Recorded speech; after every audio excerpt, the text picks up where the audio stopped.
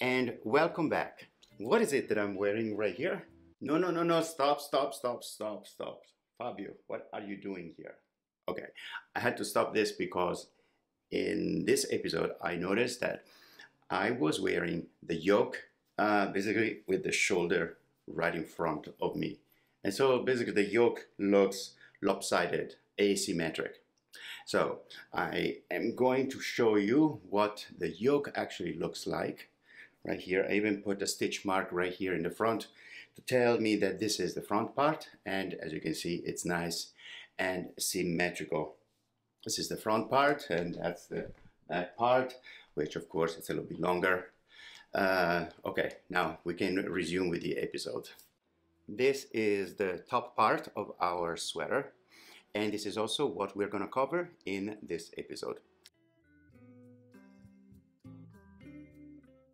Before we start with what we're going to cover in this episode, I would like to give a big shout out to the following YouTube channels: Juan the Yarn Addict, Creative Grandma, Mama G Gear, Cinnamon Stitches, Crochet by Mickey or Michi, I'm not sure, and Jeannie aka Proverbs 31 Yarn. I'm gonna have them all written out nice and clear in the episode notes down below here. Why am I doing this shout out to these wonderful YouTubers, to these wonderful creators? It's because my channel is very new, and if I already have almost 7,000 subscribers, it's thanks to these people that I have just mentioned. Thank you so much for talking about my new channel and for sending your subscribers to see what it is my channel is all about. So thank you, thank you, thank you. I want to be a contributing member of this wonderful community that we are building of crochet lovers, and I have been already the recipient of so much support by all of these channels that I just mentioned, and I want to do my part to do just the same. And if there are YouTubers out there who shared my channel to their subscribers and that I have not mentioned, please let me know. I do not want to leave anyone out. Okay, now let's get down with crocheting. So, what is it that I'm wearing? What I'm wearing here is called the yoke. The yoke is the top part of the sweater. Of the different components that make a sweater, it is also the more complicated to build. The reason is because there are a lot of different moving parts as we are building this piece.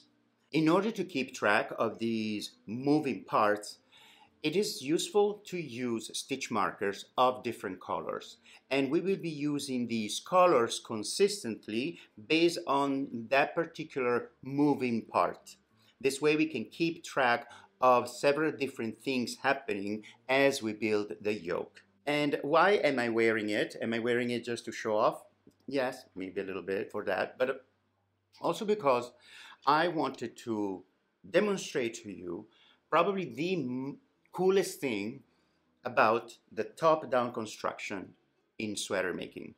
The top-down construction allows you to not having to have the measurements ready before you start your project. In fact, to build this, I did not measure anything about my body. I just start and I keep going.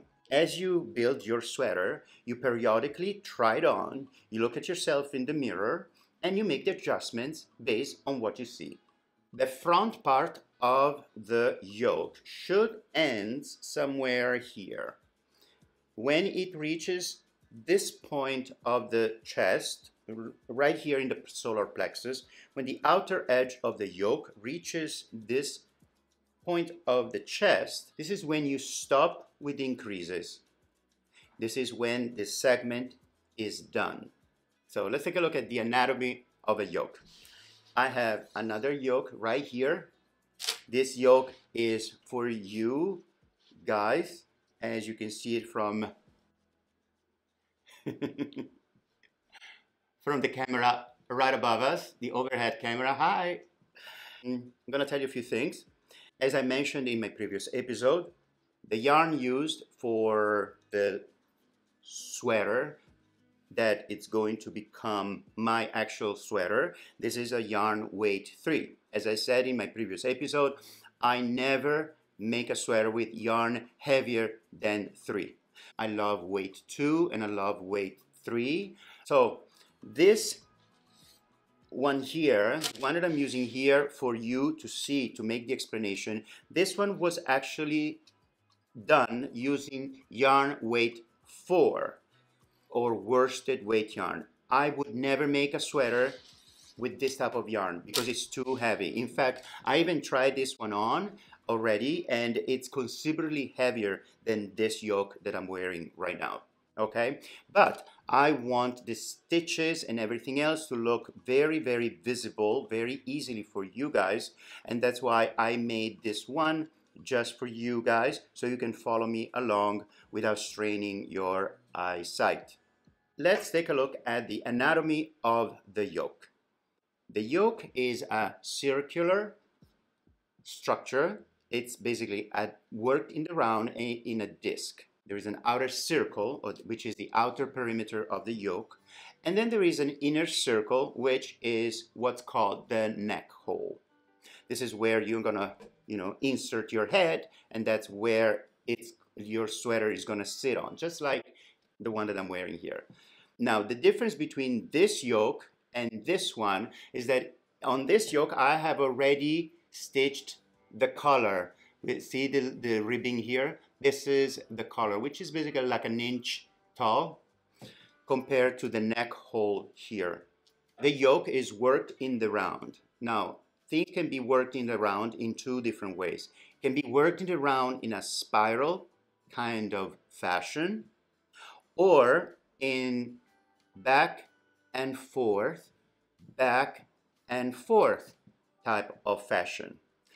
Both of them are perfectly fine, but this is our first project and I want to keep things rather simple, and this is the reason why. The work in the round that we are going to follow in this series of videos is the simpler one, the one that goes back and forth, back and forth, back and forth.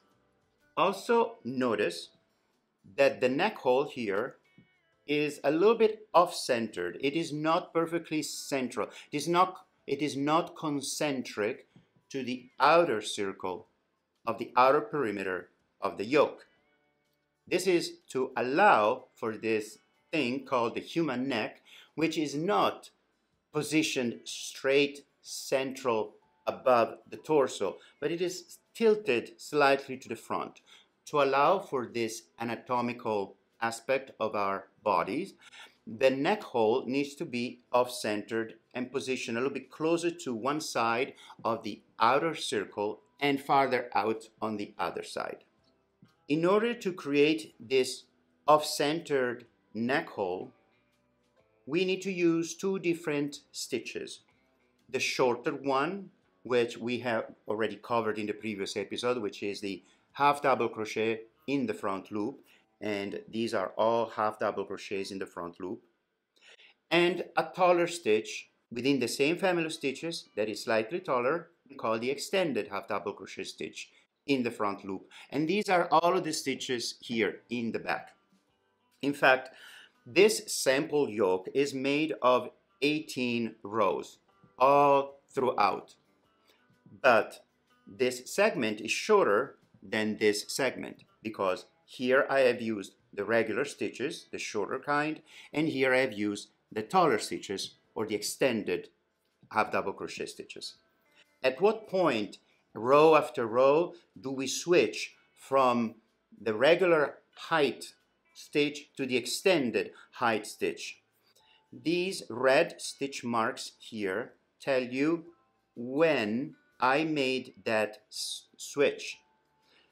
Within this segment, all of these stitches are regular size, regular height.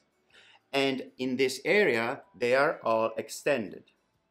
By making the switch following this type of curve, you create a gradual expansion of the fabric, creating this uniform and gradual opening up and giving you this off-centeredness of the neck.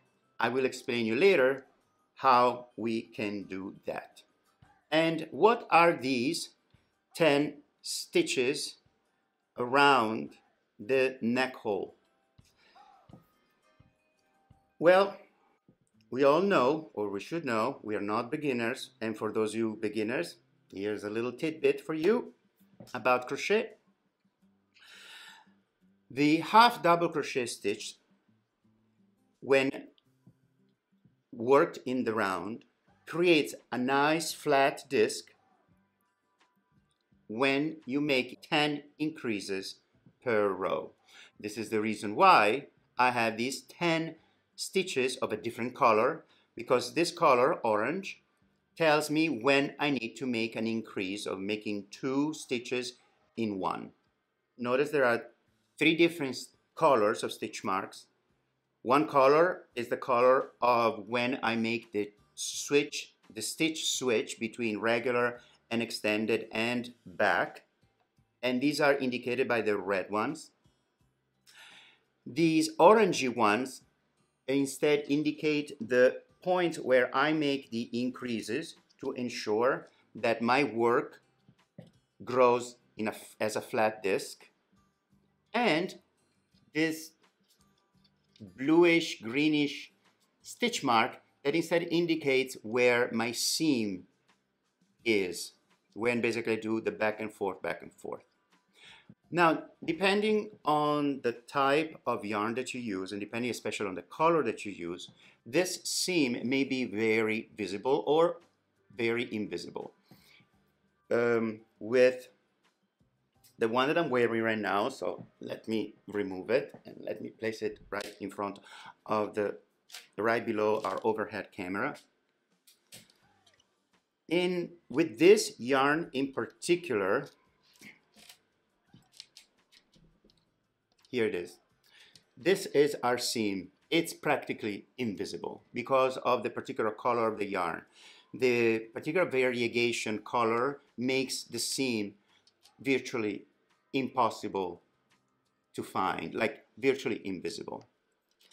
I have instead another one here that I was working also. Yes, I got very busy this past week. Notice that because of the way this yarn changes color, it makes the seam like super visible. It makes it stand out very clearly. And in the case of this one, this yarn has a very good stitch definition, and it's the same color, so the seam is somewhat visible. So as I said earlier, we don't need to measure anything in our body. We can just go right ahead and begin working our yoke. How do we do that? We need to create the neck hole. So start by, here it is, I have a sample here. Okay. Begin by stitching a string of foundation half double crochet stitches. But Fabio, how many? I'll show you how many. First of all, this string needs to be stitched in increments of 10. So it can be a total of 70 or 80 or 90 or 100, 110, 120, 130, who knows. But it cannot be any number in between those that I just mentioned. So how many do you need? Well, this is why we need our mirror. This is the string. So you position your string a little bit like this. You know, make sure to leave enough room here for the collar. So just about an inch, okay, for when we're gonna build the ribbing. And notice that I actually, for this particular example here, This string is probably too long. So what I'm going to do now, I'm going to remove 10 stitches from here, and then it will be the perfect size. And then I will then slip stitch them together to create a circle. And that will be our neck hole. So you go ahead, do the same, go and create a string of foundation half double crochet stitches in increments of 10. Use your mirror to make sure that you make enough, not too many, not too few, and slip stitch them together, and then get back to me for the rest. And welcome back. So we have our neck hole. In my case, I have a neck hole made of 90 stitches. If you have a bigger neck, or if you're using a thinner yarn, you may probably have a neck hole made of 110 or 120 and 130 stitches. That's okay. That's not a problem. It's not a problem at all. The sweater needs to fit your body. In this neck hole, we already have placed one stitch mark, and that is the stitch mark that marks the seam of our sweater. It will basically grow in this direction. Now we have the 10 stitches here that will mark the increases, and we need to place them evenly spaced around the neck hole. Because my neck hole is made of 90 stitches, I will place my stitch markers every 9 stitches. If your neck hole is made of 120, you will place your 10 stitches every 12. Sorry, you will place your stitch markers every 12 stitches. Now, the first two ones are the critical ones, because these two ones needs to be placed evenly spaced with the stitch mark that marks the seam. So mine is made of 90 stitches. I have to have 9 stitches in between every stitch mark that marks the increases.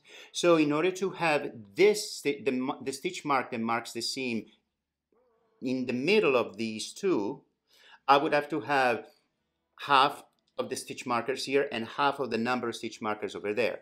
Because my number is an uneven number, because it's 9 stitches, so I will have 4 stitches on one side and 5 stitches on the other side. You see, this is another of the cool things about men's couture, is that unlike female sweaters, which needs to be measured precisely because they need to be more form-fitting, men's sweater actually look better if they look with abundant ease, with abundant puffiness, if I would say, want to call it that way. So that's why we don't have to be so precise with measurements. We can definitely be approximate with things, and things will work just fine. So I'm going to place my 2 stitches. So 1, 2, 3, 4, 5 right here. And on the other side, 4. It will be 1, 2, 3, and 4 right here. Okay, you do the same, counting the correct number of stitches based on your particular neck hole, and go ahead and place the remaining the remaining 8 stitches around the neck hole, and come back to me as soon as you're done. Welcome back. You have your neck hole with now 2 sets of stitches, 1 for the seam, 10 for where the increases will be made as we work our yoke. Now, follow these instructions carefully. This stitch mark here, which is the stitch mark that marks the seam, right now is positioned right opposite me, right in front of me. If we were to work our yoke and sweater with the stitch mark right in front of me, we will end up with a sweater that has a seam that runs all the way from the top to the bottom of the sweater as a straight line in the middle of our back. Now, depending on the yarn, that seam may look very noticeable, very visible, and it would make the sweater look a little bit weird. So a better idea is to actually have the seam move to the side so it can grow on the side of the back, and then we move it under the armpit and then straight down on the side, along the side of the sweater. So this is how we do it. So here, this is our stitch mark. This is the stitch mark that indicates the seam. Move your finger to the opposite side of the neck hole. Count 1, 2.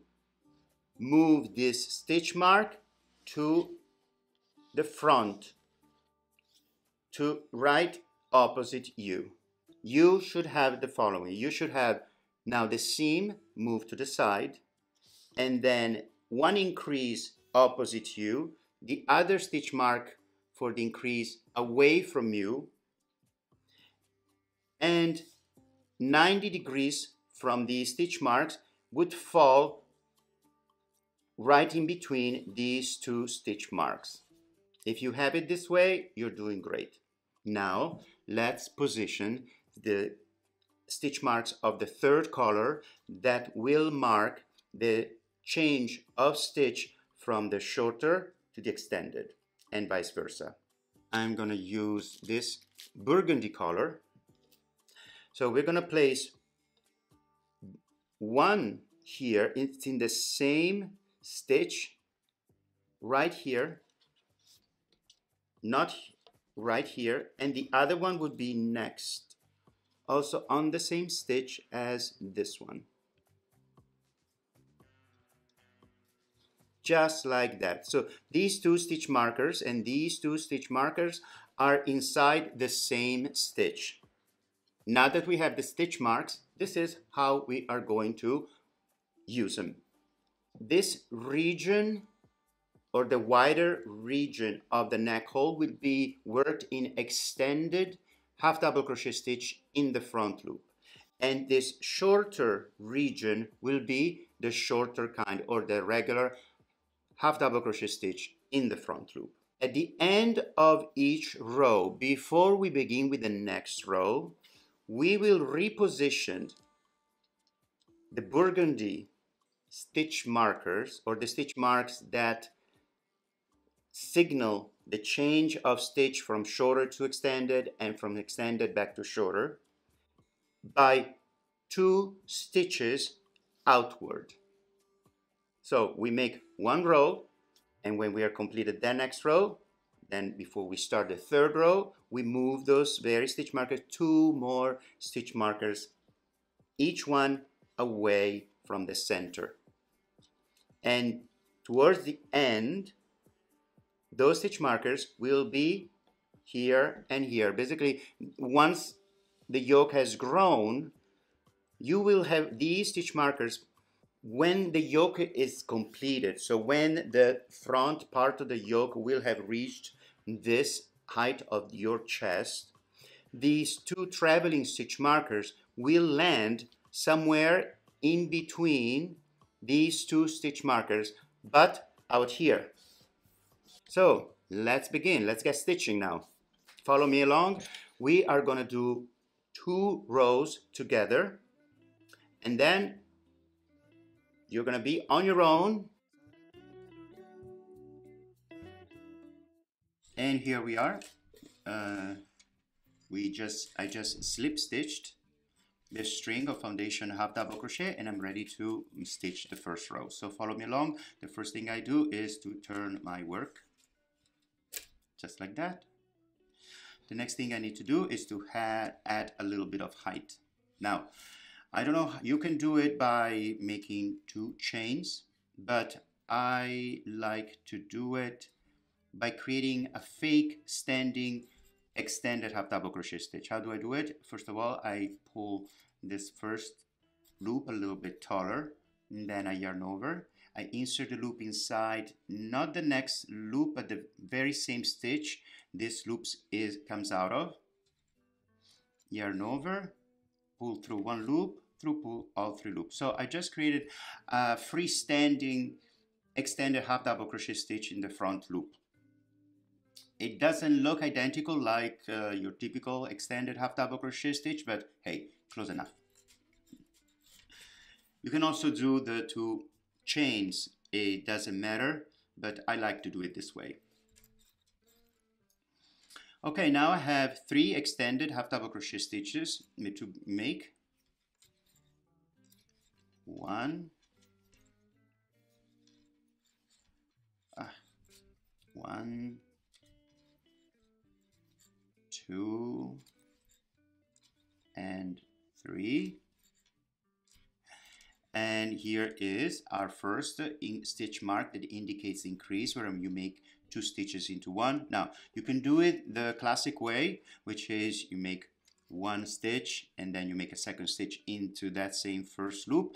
But I like to do it differently. I'm going to show you how. I make my increase by doing first a regular half double crochet stitch in the front loop, and then I'm going to make a single crochet, but not into that front loop, but into the very first leg, the front leg of that half double crochet stitch that I just made. So I make a single crochet stitch right in there. So now I have an interesting stitch coming out of one loop, which is made of these 2 legs that give me 2 stitches right there at the top, and this is how I make my increase. Okay, now I have 9 extended half double crochet stitches to make before I hit the next increase. 1, 2, 3, 4,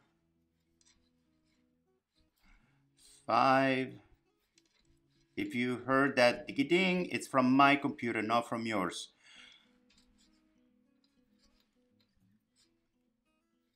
And 8. And now the 9th will be another increase. Remember how I do my increase? You can do it your own way, but the way I do it is a regular half double crochet stitch in the front loop and then a single crochet stitch worked into the front leg of the half double crochet stitch.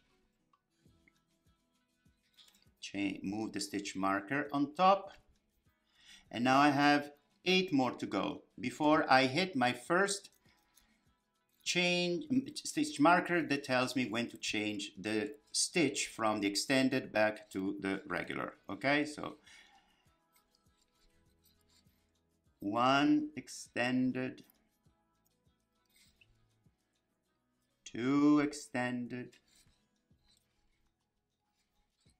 3 extended, 3 extended, 4 extended, 5, 6, 7, and 8. Okay, so now I have to do, in this stitch, there's a lot of things happening now in this stitch.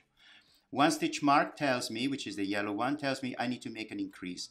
And the other stitch mark tells me that from now on, I'm gonna starting from here all the way to the next burgundy stitch marker, I'm gonna work regular half double crochet stitch in the front row, the shorter stitch, not the extended stitch.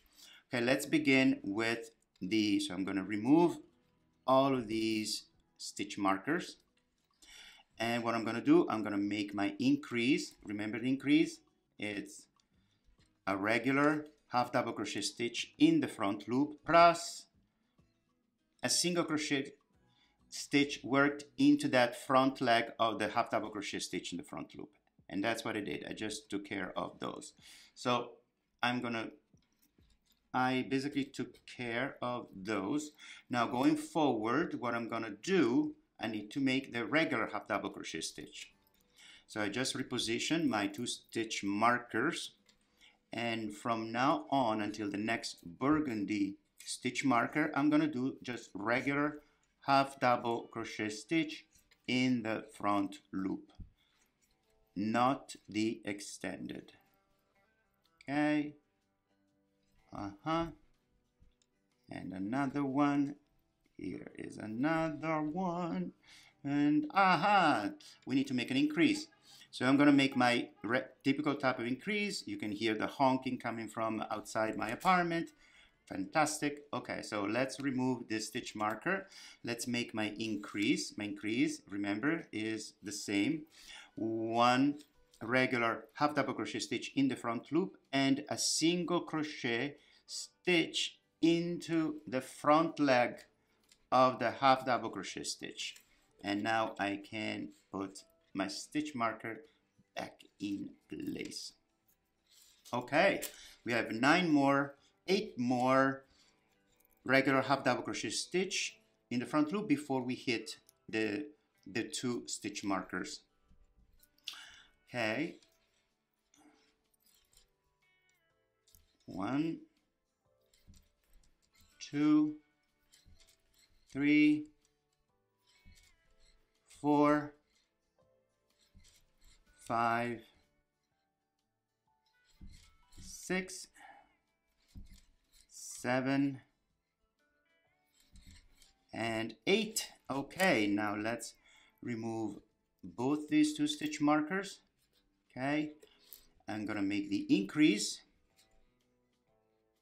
Remember, my increase is 1 regular half double crochet stitch in the front loop, then I place my hook into the front leg of the half double crochet stitch and I make a single crochet right there.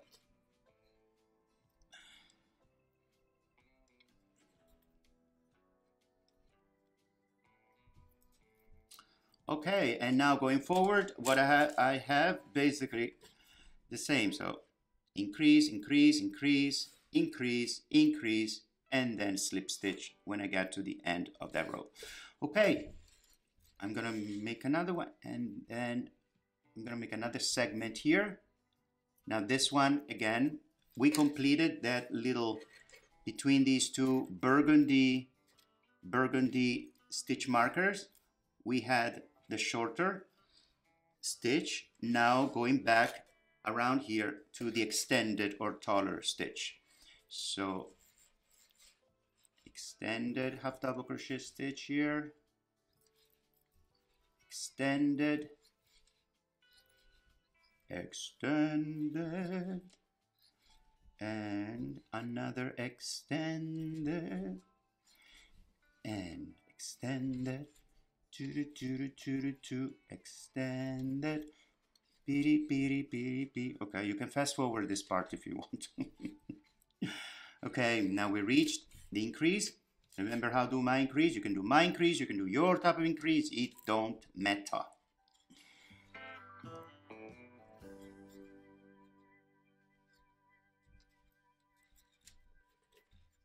Okay.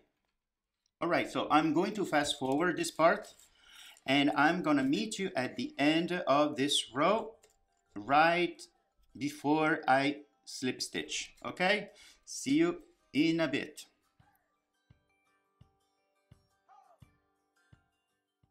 And here we are. I now have to make the slip stitch into this stitch and done. Okay, so the next thing we do is we turn our work, and before we proceed we need to move these 2 burgundy stitch markers 2 stitches, 1 and 2, away from each other. So they were here, this one was here before, and now 1 and 2, okay, and this one was here and now 1 and 2. I'm gonna move it away, 1 and 2 stitches away. Okay, and now we are ready to do the next row. So now that we have moved these two stitches away, there's more stitches here between here and here. It will be regular half double crochet stitch in the front loop, and here it will be the extended one. Okay, so let's begin with our second row. You can do your version of increasing the height. You can do two chains, or you can do like me, which is basically a standing extended half double crochet stitch into the same stitch. So I yarn over and then I put my hook through that first loop. Again, what you just heard is coming from my computer, not from yours.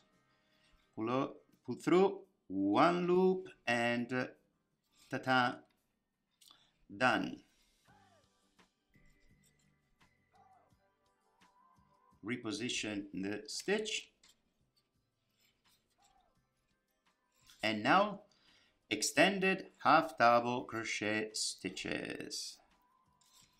We should all know what to do at this point.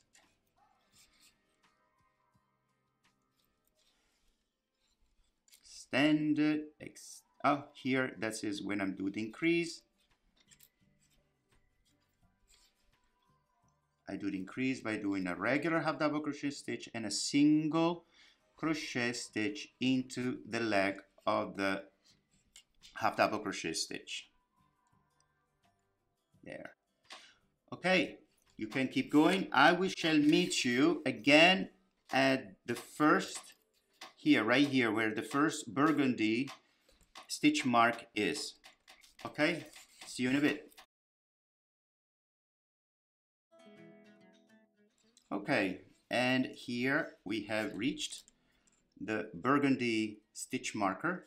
So here I am going to make a regular half double crochet stitch, and I'm going to place the stitch mark right above it, and then I have here there will be an increase, and here there will be another increase, and then here I will switch back to the extended half double crochet stitch. So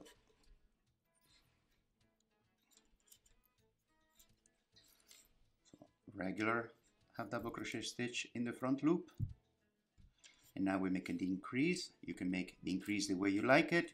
I'm gonna make it my own way, which is regular half double crochet stitch in the front loop and a single crochet stitch into the half double crochet stitch in the front loop that I just made.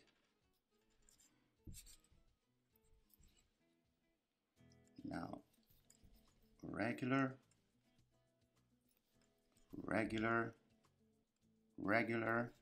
okay. I shall meet you at the other burgundy stitch marker. And here I am at this is the increase.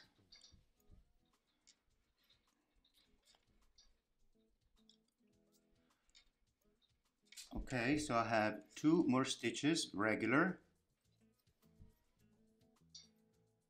and the last regular one, where the burgundy stitch marker is. I now reposition the stitch marker here. Okay, and now I continue with the extended stitch, the extended half double crochet stitch in the front loop.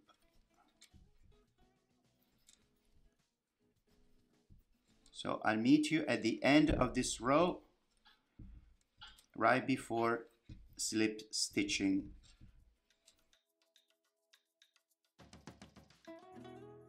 And here we are, right before doing the slip stitch. So I'm going to put my hook right through that loop, and done. And we have completed our row number 2. We turn our work, and before we start, we need to reposition the burgundy stitch markers. Okay, so it was 2 stitches prior, so it would be 2 more stitches, so it would have moved from its original position 4 stitches. Okay, so it would be 1, 2, 3, and 4. We're gonna put them right there. 1, 2, 3, and 4, right here. Okay, let's see the other one. 1, 2, 3, and 4. Why 1 and 2? Shouldn't it be, why is our burgundy stitch marker in stitch number 3 from the increased stitch marker, the yellow one? Why did it travel 3 stitches when it was 2 before? Because remember, we are increasing, so this space between the yellow stitch markers keep on increasing row after row after row. That's why, to avoid confusion, whenever you need to reposition the burgundy stitch marker, you need to reposition it 2 stitches away from the prior position, but you need to count the stitches not from the position of the burgundy stitch marker, but from its original position right here, because these stitch markers don't move. They actually grow in a straight line from the center of the neck hole. These ones instead keep on moving inside an area that keeps increasing, and this is why we will find situations like these ones where before the row this stitch was only 2 stitches away from the other stitch markers, and when we completed it, because there was an increase happening in between, now we find it 3 stitches away.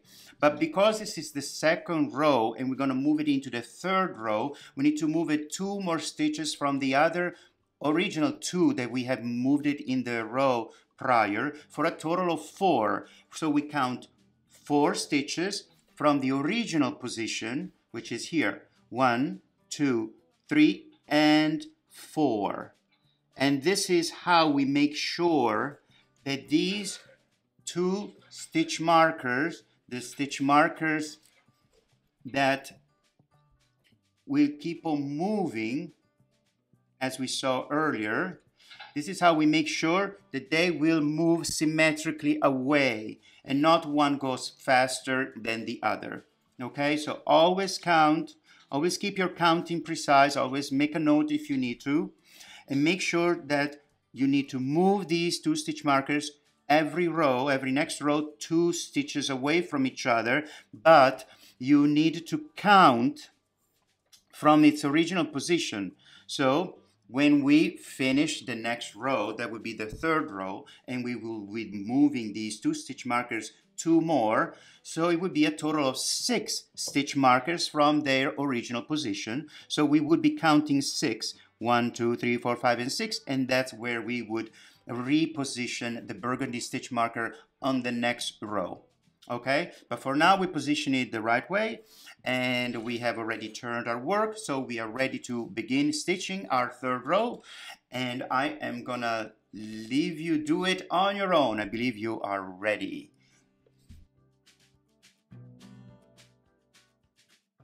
Okay, so now you can go ahead and continue stitching the rest of your yoke, and I shall see you next in the next episode, where we are going to cover how to make the collar, the ribbing for the collar, and also how we are going to create the armpit line. So also, before I close, soon I will start a membership program where I will provide a more personalized step-by-step instructions on how to make your sweaters. I will also answer your questions individually. I will also have live sessions. I will also go over some more detailed explanation of the sweater making process and how I do certain stitches, and build a community of crochet lovers. Thank you for watching, and see you next time. Ciao.